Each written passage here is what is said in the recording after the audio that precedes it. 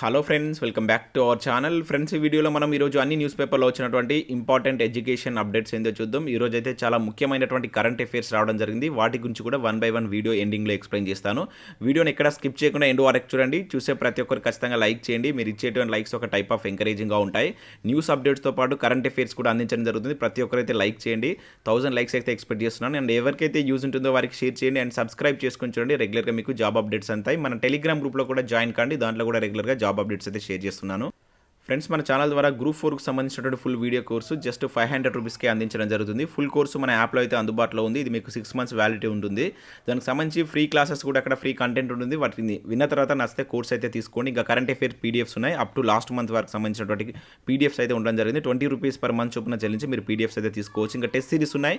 ఇక్కడ చూసినట్లయితే తెలంగాణ చరిత్రకు సంబంధించి, తెలంగాణ ఉద్యమ చరిత్రకు సంబంధించి, ఇంకా అదేవిధంగా జనరల్ సైన్స్ సంబంధించినటువంటి టెస్ట్ సిరీస్ ఉన్నాయి. ఇంకా వాటితో పాటుగా మేము షార్ట్ హ్యాండ్ రైటింగ్ నోట్స్ కూడా అందించడం జరుగుతుంది. TSPSC కావచ్చు, ఇతర పోటీ పరీక్షలకు యూజ్ అయ్యేటువంటి జనరల్ స్టడీస్ నోట్స్ అయితే అందించడం జరుగుతుంది. మీరు ఒకసారి యాప్ డౌన్లోడ్ చేసుకొని అక్కడ ఫ్రీ కంటెంట్ ఉంటుంది.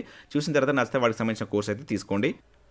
ఫ్రెండ్స్, ఈరోజు అప్డేట్స్ కనుక చూసినట్టయితే మనకు ఫస్ట్ అప్డేట్ వచ్చేసి Telangana state cooperative apex bank limited నుంచి మనకు నిన్న ఒక నోటిఫికేషన్ రిలీజ్ చేస్తున్నట్టు పేపర్ ప్రకటన అయితే రావడం జరిగింది. ప్రజెంట్ వాటికి సంబంధించినటువంటి కంప్లీట్ నోటిఫికేషన్ అయితే వెబ్సైట్లో అప్లోడ్ చేశారు. వాటికి సంబంధించి మొదలుగా అయితే చూద్దాం. సో ఇక్కడ మనం చూసినట్టయితే స్టాఫ్ అసిస్టెంట్ ఉద్యోగాలకు సంబంధించి ఒక నోటిఫికేషన్ అయితే రిలీజ్ చేశారు. అదేవిధంగా దీనిలో ఉన్నటువంటి మరొక పోస్ట్ కనుక చూసినట్లయితే మేనేజర్ స్కేల్ 1 ఉద్యోగాలకు సంబంధించి మరొక నోటిఫికేషన్ అయితే రిలీజ్ చేయడం జరిగింది. మొదటగా మనం స్టాఫ్ అసిస్టెంట్ ఉద్యోగాలకు సంబంధించిన వివరాలు అయితే చూద్దాం. సో వీటికి సంబంధించి ఈ రోజు నుంచి మీరు ఆన్లైన్లో అప్లై చేసుకోవాల్సి అయితే ఉంటుంది. నెక్స్ట్ మంత్ 16th వరకు అయితే లాస్ట్ డేట్ ఇవ్వడం జరిగింది. సో మనకు స్టాఫ్ అసిస్టెంట్ ఉద్యోగాలు వచ్చేసి 13 వేకెన్సీస్ అయితే ఉన్నాయి. వాటికి సంబంధించి కేటగిరీ వైజ్గా ఇక్కడ వేకెన్సీస్ వివరాలు అయితే మీరు స్క్రీన్ పైన అయితే చూడవచ్చు. ఇంకా వీటికి సంబంధించి అదర్ డీటెయిల్స్ కనుక చూసినట్టయితే వీటి యొక్క పే స్కేల్ కనుక చూసినట్టయితే 17,900 రూపీస్ నుంచి స్టార్ట్ చేస్తే 47,000 వరకు అయితే శాలరీ అయితే ఉంది. అండ్ ఎలిజిబిలిటీ క్రైటీరియాలో భాగంగా మనకు ఇక్కడ తెలంగాణ వాళ్ళు మాత్రమే వీటికి ఈ పోస్టులకు అయితే అప్లై చేసుకోవచ్చు అని చెప్పేసి అయితే మెన్షన్ చేయడం జరిగింది. ఇక నెక్స్ట్ డీటెయిల్స్ కనుక ఇక్కడ మన అదర్ డీటెయిల్స్ కనుక చూసినట్లయితే ఏజ్కి సంబంధించి సో 20 నుంచి 28 ఇయర్స్ మధ్య ఉన్నటువంటి అభ్యర్థులు వీటికి అప్లై చేసుకోవచ్చు. వాటితో పాటుగా ఇక్కడ మనకు ఏజ్ రిలాక్సేషన్ కూడా ఉన్నాయి. సో షెడ్యూల్ క్యాస్ట్ ఏదైతే ఎస్సీ వాళ్ళకి, ఎస్సీ ఎస్టీ వాళ్ళకు 5 ఇయర్స్ ఏజ్ రిలాక్సేషన్, అదేవిధంగా ఫిజికల్ హ్యాండిక్యాప్డ్ వాళ్ళకు 10 సంవత్సరాల ఇక్కడ ఏజ్ రిలాక్సేషన్ ఉంది. అదేవిధంగా ఇంకా అదర్ కండిషన్స్ కూడా మీరు ఇక్కడైతే చూడవచ్చు. సో వీటికి సంబంధించి ఒకసారి మీరు చెక్ చేయండి. నోటిఫికేషన్ పీడిఎఫ్ లింక్ నేను కింద డిస్క్రిప్షన్లో ఇస్తాను. సో వీటికి సంబంధించినటువంటి ఎడ్యుకేషన్ క్వాలిఫికేషన్ వివరాలు కనుక చూసినట్లయితే సో ఎనీ డిగ్రీ తోటి మీరు వీటికైతే అప్లై చేసుకోవచ్చు. దాంతోపాటుగా ఇక్కడ చూసినట్టయితే proficiency in Telugu language is essential అని చెప్పేసి ఇవ్వడం జరిగింది. మీకు తెలుగులో కంపల్సరీ ఇక్కడ క్లియర్గా మెన్షన్ చేయడం జరిగింది. రీడ్, రైట్ అండ్ స్పీక్ అనేది మనకు తెలుగు రావాలని చెప్పేసి అయితే మెన్షన్ చేశారంటే తెలుగులో మీకు రాయడం, చదవడం, అదేవిధంగా మాట్లాడడం రావాలని చెప్పేసి మనకు క్లియర్గా అయితే మెన్షన్ చేయడం జరిగింది.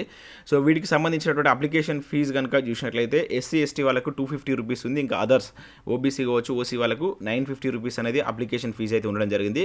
ఇక్కడ సెలక్షన్ ప్రాసెస్ కనుక చూసినట్లయితే సో మొదటగా మీకు దీనికి సంబంధించి ప్రిలిమ్స్ ఎగ్జామ్ అయితే ఉంటుంది. దానిలో 100 మార్క్స్కి అయితే ఎగ్జామ్ రిటర్న్ టెస్ట్ ఉంటుంది. 60 మినిట్స్లో ఎగ్జామ్ రాయాల్సి ఉంటుంది. దానికి సంబంధించిన సిలబస్ ఇక్కడ చూసినట్లయితే ఇంగ్లీష్ 30 మార్క్స్, న్యూమరికల్ ఎబిలిటీ, అదేవిధంగా రీజనింగ్ ఎబిలిటీ 35 చొప్పున అయితే ఉండడం జరుగుతుంది. తర్వాత మెయిన్స్ సంబంధించిన సిలబస్ ఇక్కడ 200 మార్క్స్కు అదేవిధంగా 190 క్వశ్చన్స్ అయితే ఉంటాయని చెప్పేసి ఇక్కడైతే మెన్షన్ చేయడం జరిగింది.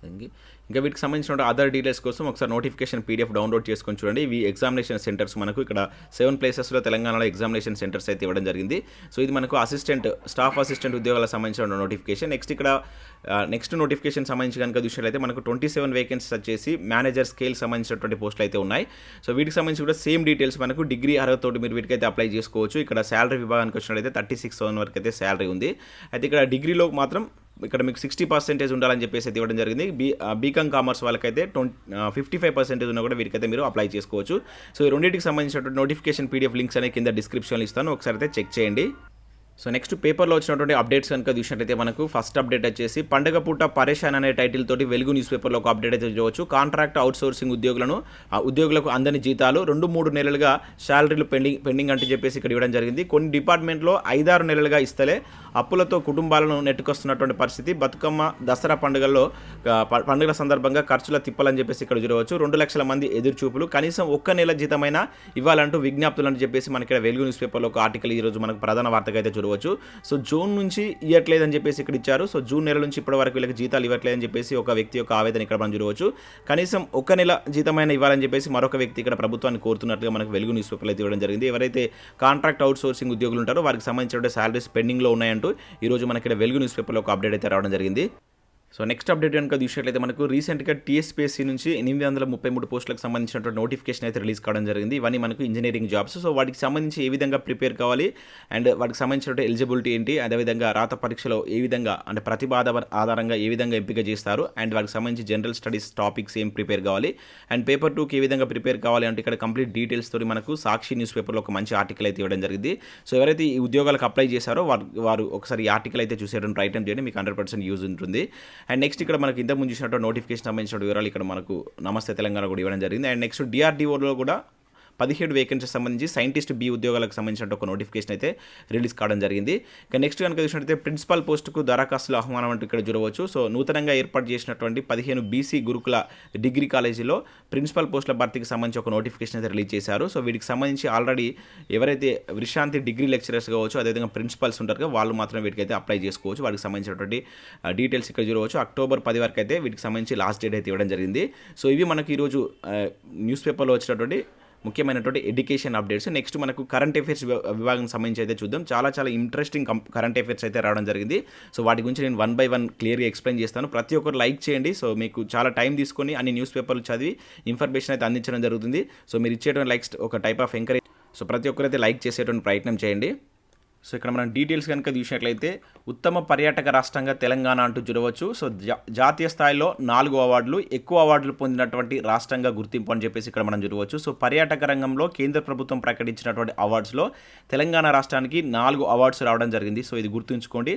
సో క్వశ్చన్ ఎట్లా అడుగుతాడు, సో ఇటీవల కాలంలో తెలంగాణకు కేంద్ర ప్రభుత్వం నుంచి వచ్చినటువంటి 4 అవార్డ్స్ ఏ రంగం నుంచి వచ్చాయని చెప్పేసి అడగడానికి ఛాన్స్ ఉంటుంది. ఇది మనకు వచ్చేసి పర్యాటక రంగం నుంచి రావడం జరిగింది. ఎన్ని అవార్డ్స్ అని చెప్పేసి అడిగితే 4 అవార్డ్స్ అని గుర్తుంచుకోండి.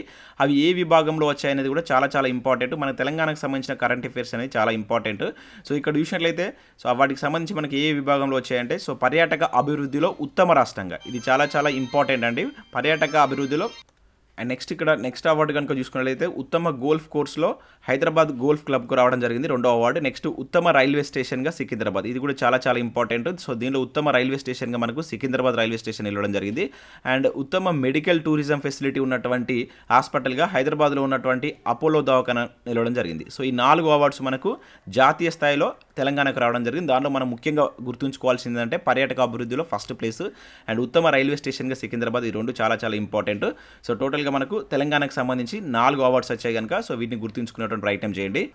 సో నెక్స్ట్ కరెంట్ అఫైర్ కనుక చూసినట్లయితే ఇది కూడా మనకు తెలంగాణకు సంబంధించినటువంటి కరెంట్ అఫైర్ చాలా ఇంపార్టెంట్. మరో 3 స్వచ్ఛత అవార్డులు అని చెప్పేసి ఇక్కడ ఇవ్వడం జరిగింది. సో రీసెంట్గా మనకు కేంద్ర ప్రభుత్వం ప్రకటించినటువంటి స్వచ్ఛ సర్వేక్షణ్ అవార్డులో భాగంగా తెలంగాణకు నిన్న మరొక 3 అవార్డ్స్ అయితే రావడం జరిగింది. మనకు అంతకుముందు మొత్తం 16 అవార్డ్స్ అయితే వచ్చాయి.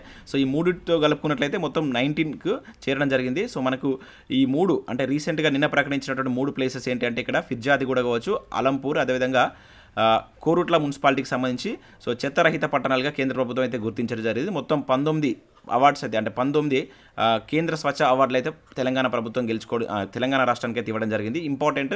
సో మన క్వశ్చన్ ఎట్లా అడగడానికి ఛాన్స్ ఉంటుందంటే రీసెంట్గా కేంద్ర ప్రభుత్వం ప్రకటించినటువంటి స్వచ్ఛ సర్వేక్షణ్ అవార్డుల్లో తెలంగాణ ప్రభుత్వం ఎన్ని అవార్డ్స్ గెలుచుకుంది అని చెప్పేసి అడగడానికి ఛాన్స్ ఉంటుంది. మొత్తం 19 అవార్డ్స్ రావడం జరిగింది. సో ఆ 19 ఆ ప్లేసెస్ సంబంధించి గుర్తుంచుకోవాల్సిన అవసరం లేదు కానీ సో ఇక్కడ ఈ ఫిగర్ అయితే గుర్తుంచుకోండి. ఎన్ని అనేటువంటిది చాలా ఇంపార్టెంట్ తెలంగాణ కరెంట్ అఫైర్స్ సంబంధించి సో అడగడానికి ఛాన్స్ ఉంటుంది ఇది. సో నెక్స్ట్ మరొక ఇంపార్టెంట్ కరెంట్ అఫైర్స్ కనుక చూసినట్లయితే దాదా ఫాల్కే అవార్డుని అయితే నిన్న కేంద్రం ప్రకటించడం జరిగింది. ఆశా పరేఖ్ గారికి ఈ అవార్డు అయితే రావడం జరిగింది. చాలా ఇంపార్టెంట్. సో 2020 సంవత్సరానికి గాను కేంద్ర ప్రభుత్వం మనకు ఈ 2022లో దీన్ని ప్రకటించడం జరిగింది. దీనికి సంబంధించి ఈ అవార్డు పొందినటువంటి వ్యక్తి ఎవరంటే మనకు ఆశా పరేఖ్ గారు. సో ఇక్కడ ఈమెకు సంబంధించిన డీటెయిల్స్ కూడా గుర్తుంచుకోవాల్సి అయితే ఉంటుంది. సో ఆశా పరేఖ్ గారు ఏ రాష్ట్రానికి సంబంధించిన వారని చెప్పేసి అడగడానికి ఛాన్స్ ఉంటుంది. అంటే రీసెంట్గా దాదా ఫాల్కే అవార్డు గ్రహీత అయినటువంటి ఆశా పరేఖ్ గారు ఏ రాష్ట్రానికి సంబంధించిన వారని చెప్పేసి అడగడానికి ఛాన్స్ ఉంటుంది. ఈమె గుజరాత్ రాష్ట్రానికి సంబంధించినటువంటి పర్సన్. సో ఈ అవార్డు 2020 సంవత్సరానికి గాను ఇప్పుడు ప్రకటించారు. ఇది గుర్తుంచుకోండి, 2020 సంవత్సరానికి గాను ఇప్పుడు ప్రకటించడం జరిగింది. సో ఇక్కడ ఈమె బాలీవుడ్ సీనియర్ నటి. సో అత్యున్నత పురస్కారాన్ని అయితే పొందినటువంటి వ్యక్తి కింద అయితే మనం గుర్తుంచుకోవాల్సి అయితే ఉంటుంది. ఈమె 1942లో గుజరాత్లో జన్మించడం జరిగింది. సో ఆ స్టేట్ కూడా గుర్తుంచుకోండి.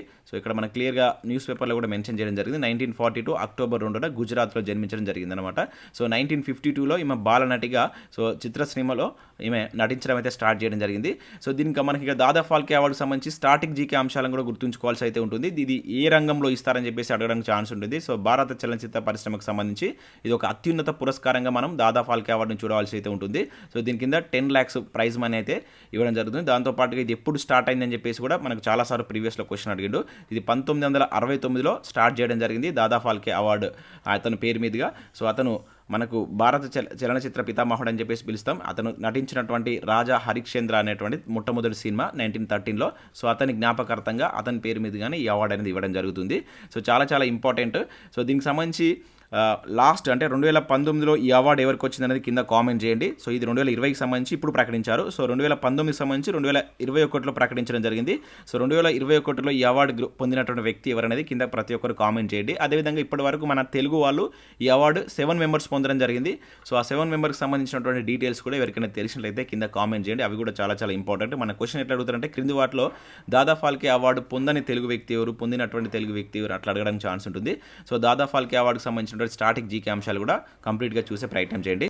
సో నెక్స్ట్ కరెంట్ అఫేర్ కనుక చూసినట్లయితే సైన్స్ అండ్ టెక్నాలజీకి సంబంధించినటువంటి కరెంట్ అఫేర్స్ చాలా చాలా ఇంపార్టెంట్.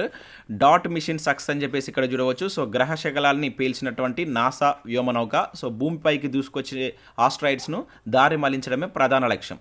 సో ఈ డాట్ మిషన్ చేపట్టినటువంటి అంతరిక్ష సంస్థ ఏదని చెప్పేసి అడగడానికి ఛాన్స్ ఉంటుంది. మనకు అమెరికాకు సంబంధించినటువంటి నాసా. సో దీనికి సంబంధించి మనకు 2021 నవంబర్ 24 ఈ ప్రయోగాన్ని చేపట్టడం జరిగింది. సో నిన్న ఇదైతే దీనికి సంబంధించి సక్సెస్ అయినట్లు మనకు నాసా అయితే ప్రకటించింది. సో దీని యొక్క ముఖ్య ఉద్దేశం ఏంటంటే భూమిపైకి వచ్చేటువంటి ఏవైతే ఆస్ట్రాయిడ్స్ ఉంటాయో వాటి యొక్క దారి మళ్లించడం, వాటిని పేల్చివేయడం అనేటువంటి దీని యొక్క ముఖ్య ఉద్దేశం. దానిలో భాగంగా నిన్న మనకు ఒక ఆస్ట్రాయిడ్స్ను వీలైతే సో పేల్చివేయడం జరిగింది. సో డిమార్పస్కి సంబంధించినటువంటి ఆస్ట్రాయిడ్స్ను ఇక్కడ పేల్చివేసినట్లుగా మనం అయితే చూడవచ్చు. సో ఇది మనకు నాసా చేపట్టినటువంటి ఒక ఇంపార్టెంట్ ప్రయోగం. సో డాట్ మిషన్ ఏ దేశానికి సంబంధించినటువంటి ప్రయోగం అని చెప్పేసి కూడా మనకు అడగడం ఛాన్స్ ఉంటుంది. సో ఇది మనకు అమెరికా నాసాకు సంబంధించిన ప్రయోగం. సో అట్లా గుర్తుంచుకోండి. ఇక నెక్స్ట్ మనకు మరొక కరెంట్ అఫేర్ కనుక చూసినట్లయితే సుప్రీంకోర్టు న్యాయమూర్తిగా జస్టిస్ దింపాకర్ అని చెప్పేసి ఇక్కడ మనం చూడవచ్చు. సో కొలీజియం సిఫారసు అని చెప్పేసి ఇవ్వడం జరిగింది. సో మనకు ఏదైతే సుప్రీంకోర్టు న్యాయమూర్తుల్లో భాగంగా సో రీసెంట్గా మనకు కొలీజియం మరొకరిని అయితే ఎంపిక చేయడం జరిగింది. అంటే సీనియర్ న్యాయమూర్తులు ఎవరైతే ఉంటారో వారికి నెక్స్ట్ న్యాయమూర్తిగా అంటే సుప్రీంకోర్టు న్యాయమూర్తిగా అయితే అవకాశం ఇస్తారు. సో ఇతనికి సంబంధించిన వివరాలు కనుక చూసినట్లయితే ఇతను బాంబే హైకోర్టు ప్రధాన న్యాయమూర్తిగా అయితే ప్రజెంట్ పనిచేస్తున్నారు. సో ప్రజెంట్ అయితే ఇతను సుప్రీంకోర్టు న్యాయమూర్తిగా అయితే ఎంపిక కావడం జరిగింది. సో ప్రజెంట్ మనకు సుప్రీంకోర్టు న్యాయమూర్తుల సంఖ్య ఎట్లా ఉందనేది కింద కామెంట్ చేయండి. అంటే ఎట్లా మనకు సుప్రీంకోర్టు అదేవిధంగా ప్రధాన న్యాయమూర్తుల సంఖ్య ఏ విధంగా ఉందనేది కింద కామెంట్ చేయండి ప్రతి ఒక్కరు.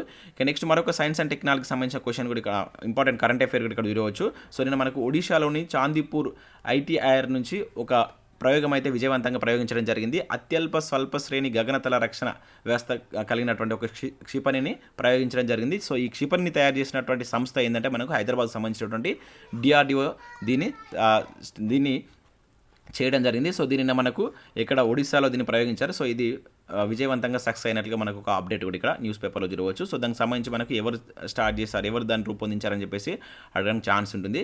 సో ఈరోజు ఇంకొక ఇంపార్టెంట్ అప్డేట్ ఏంటంటే సో ఈరోజు తెలంగాణ సినీ శిఖరం పైడి జయరాజ్ యొక్క జయంతి. అదేవిధంగా మనకు సో నిన్న చూసాం ఎవరు భగత్ సింగ్ సంబంధించినటువంటి జయంతి కూడా ఈరోజు ఉంది. దానికి సంబంధించి నిన్న మనకు మోడీ గారు చండీగఢ్ ఎయిర్పోర్ట్కు ఆ నేమ్ కూడా పెట్టడం జరిగింది భగత్ సింగ్ సంబంధించి. సో ఈ రోజు సంబంధించినటువంటి ఈ రెండు ఇంపార్టెంట్స్ గుర్తుంచుకోండి. ఒకటి వచ్చేసి పైడి జయరాజ్ జయంతి అండ్ అదేవిధంగా భగత్ సింగ్ సంబంధించినటువంటి జయంతి కూడా ఈరోజు ఉంది. సో ఇవి మనకు వివిధ న్యూస్ పేపర్ వచ్చినటువంటి ఇంపార్టెంట్ ఎడ్యుకేషన్ అప్డేట్స్. సో ప్రతి ఒక్కరు లైక్ చేయండి. సో మీకు ఈ విధానం నచ్చినట్లయితే ఖచ్చితంగా లైక్ చేసి కింద కంటిన్యూ చేయండి అని చెప్పేసి కామెంట్ పెట్టండి. వీలైతే వీటికి సంబంధించినటువంటి ఈ పేపర్ క్లిప్స్ యొక్క లింక్స్ నేను టెలిగ్రామ్ గ్రూప్లో మన ఒక వెబ్సైట్ లింక్ ద్వారా అయితే ఇస్తాను. ఎందుకంటే టెలిగ్రామ్ గ్రూప్లో నేను ఎందుకు షేర్ చేయట్లేదంటే గత 3-4 డేస్ నుంచి సో కొన్ని ప్రాబ్లమ్స్ అయితే వస్తున్నాయి. టెలిగ్రామ్ గ్రూప్లో మనం పేపర్ క్లిప్స్ కనుక షేర్ చేస్తే ఆ ఐడి పోయేటువంటి ఛాన్స్ ఉంటుందని చెప్పేసి చెప్తున్నారు. అందుకని నేను వాటిని షేర్ చేయట్లేదు. వీలైతే దాన్ని ఒక లింక్ క్రియేట్ చేసి ఆ లింక్ను మన టెలిగ్రామ్ గ్రూప్లో షేర్ చేస్తాను. ప్రతి ఒక్కరు దాంట్లో జాయిన్ కానీ మన వెబ్సైట్ ద్వారా వీటిని మీరు డౌన్లోడ్ చేసుకొని చదువుకునేటువంటి వీలైతే ఉంటుంది. సో ఇది friends, thanks for watching. Thank you everyone.